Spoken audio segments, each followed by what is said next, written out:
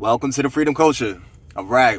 Here at the Freedom Culture, I like to speak on current events in the new digital economy that we're coming across, express my point of view, and in the most understandable language possible.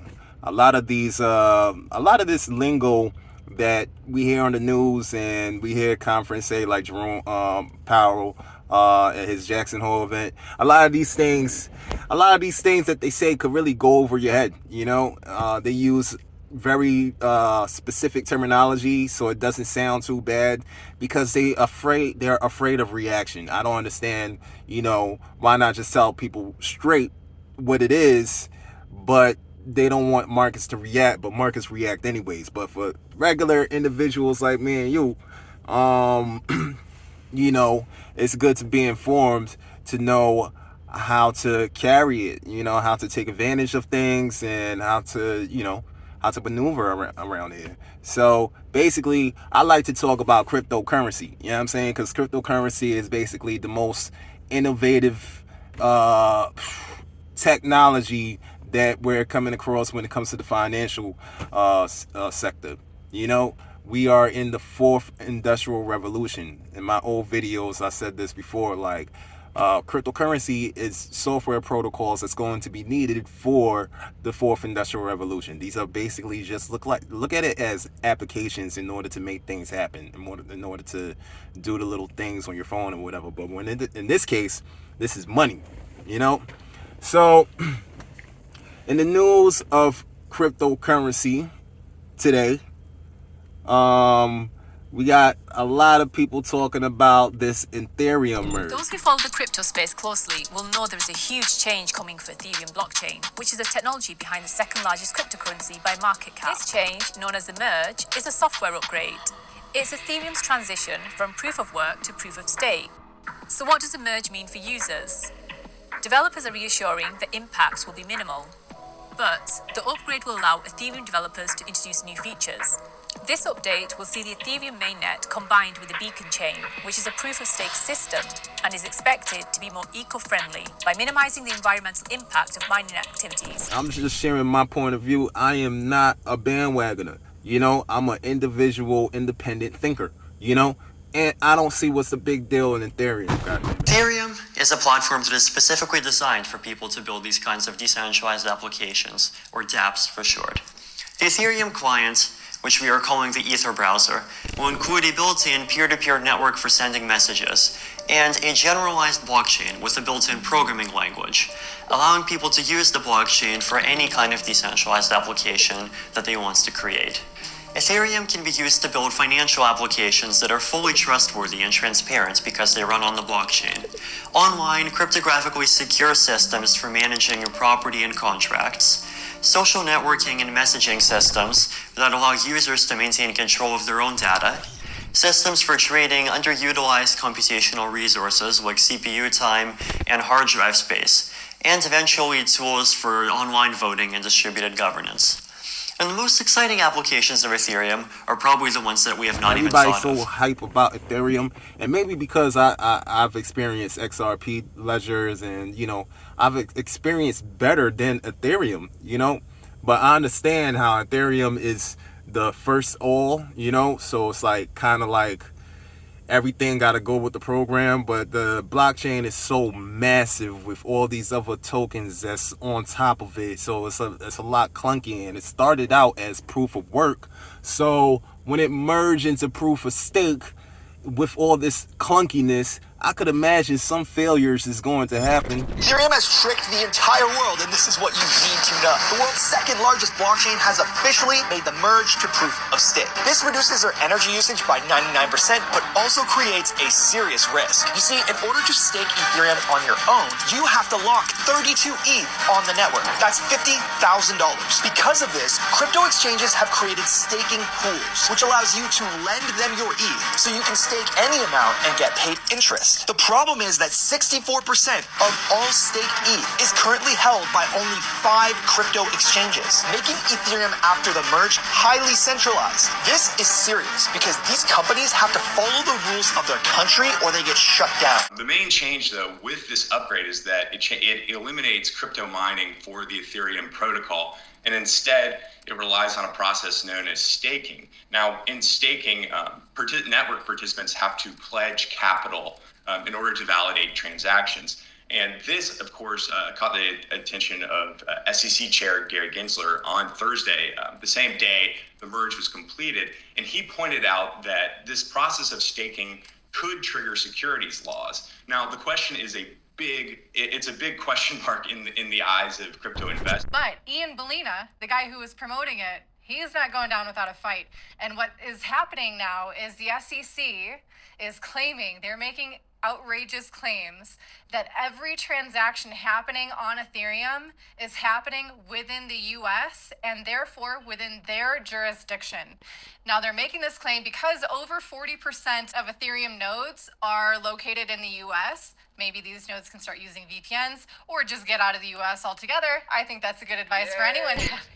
I own some Ethereum, but I'm not looking for. I don't own a lot. I'm one of those guys, like, the money moves, so I'm gonna go ahead and I'm gonna put some money in there, and if it goes up, it goes up. If it don't, I'm not surprised neither. I know it's gonna go up, but I'm just not a big fan of Ethereum, to be honest.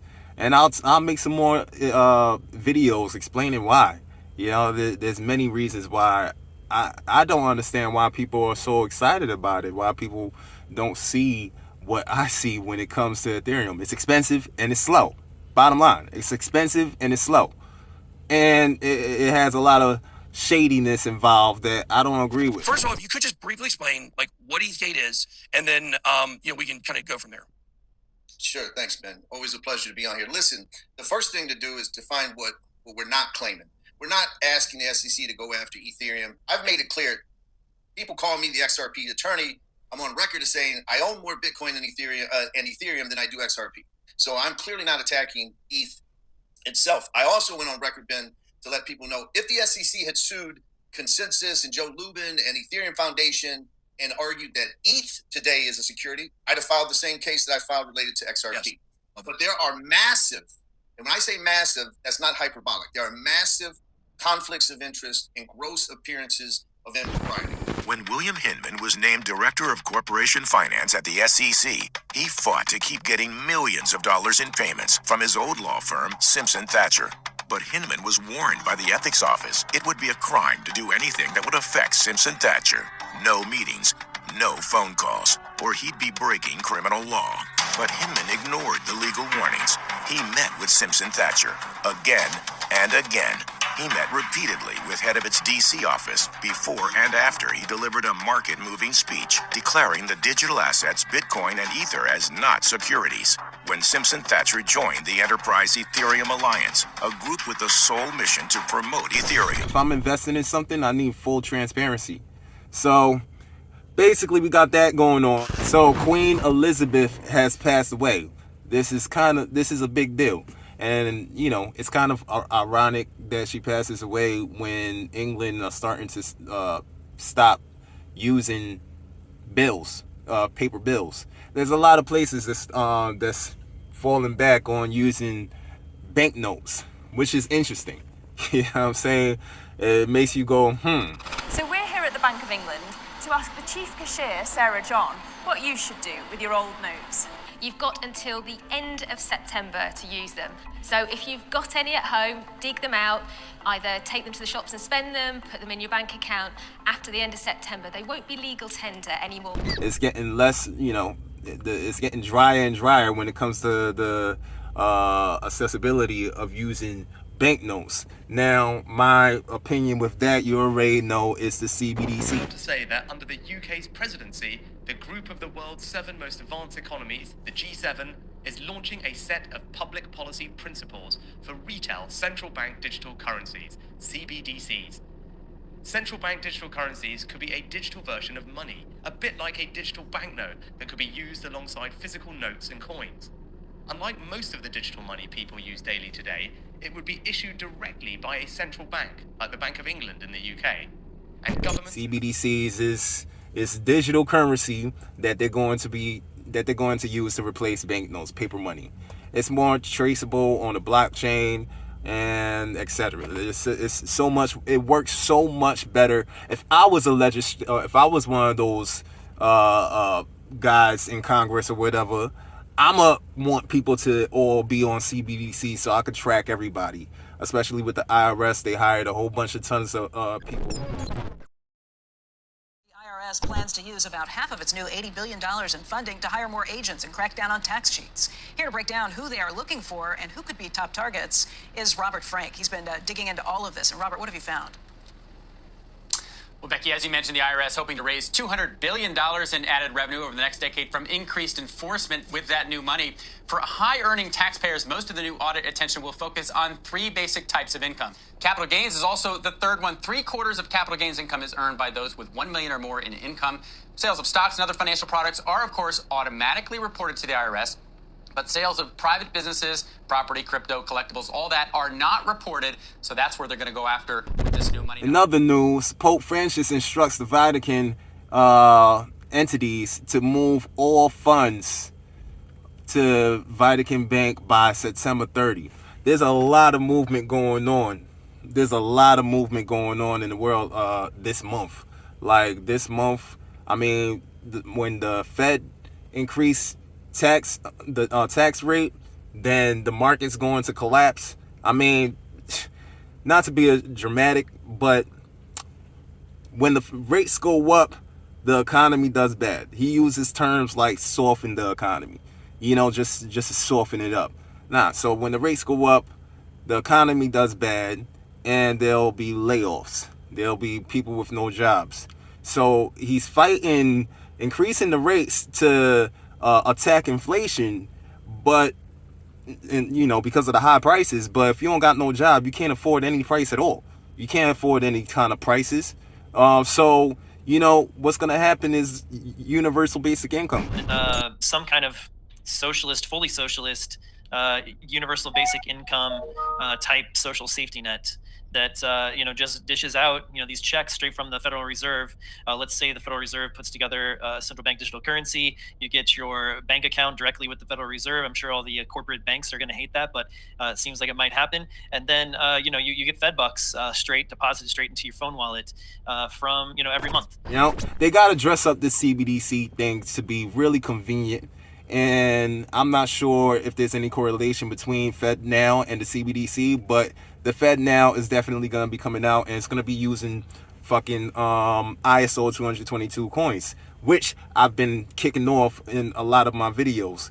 But it'll be using ISO 222 coins. XRP is going to be involved with this. And, they're already giving thanks to the early adopters. At the FedNow Early Adopter Workshop, with the technical testing phase of the FedNow service kicking off in mid-September, I want to particularly thank you, the early adopters, for the important investments you're making to prepare for the day when the FedNow service goes live. Together, we'll be ready to launch the FedNow service between May and July of 2023, bringing this innovative core instant payments infrastructure to financial institutions of every size across America. We've been working hard to deliver on time. I talk about, we're getting into a whole new revolution. So why not follow history and do what the historical rich people did? They got in early. So definitely want to tap in on that, and definitely, consider, budgeting and buying low, selling high. Basically, that's my message. This is the most pivotal change in history. This is our chance. Your grandkids gonna give you thanks for this. So in other news, I also wanted to share what I thought was pretty cool is crypto group planning to buy Blockbuster and revive it as a streaming service. I think that's pretty dope. Give Netflix a run for its money. I think people would run to Blockbuster just for the nostalgic effect. And it kind of makes sense. Blockbuster, blockchain, you know what I'm saying? So, yeah, I think that's pretty cool. I'm definitely going to follow up on that. But yeah, my video keeps cutting off because it's been overheating. I've been dealing with some very bad technical issues lately with this phone, and it's been holding me up with my videos, man. But until I get this fixed, keep up with me on Freedom Culture. I plan to deliver nothing but keep you informed with the current events, and also showcasing my new NFT project and documenting the process along the way. This is a new space that we're all abruptly getting merged into. You feel me? So, and nobody's not really talking about this enough, and that's what I plan on doing, communicating, and leave comments, and I answer questions. You know, follow me on TikTok and all the social medias and stuff like that. You know what I'm saying? It's gonna be some big changes on the way. So yeah, take care of yourself. Peace, love, and light. Stay informed, stay healthy, you know, and enjoy your blessings. You know what I'm saying? Stay informed and stay dangerous too. You're alright. Later. Truth in this music, hope I'm giving them life. Another flaw, human trying to get this shit right.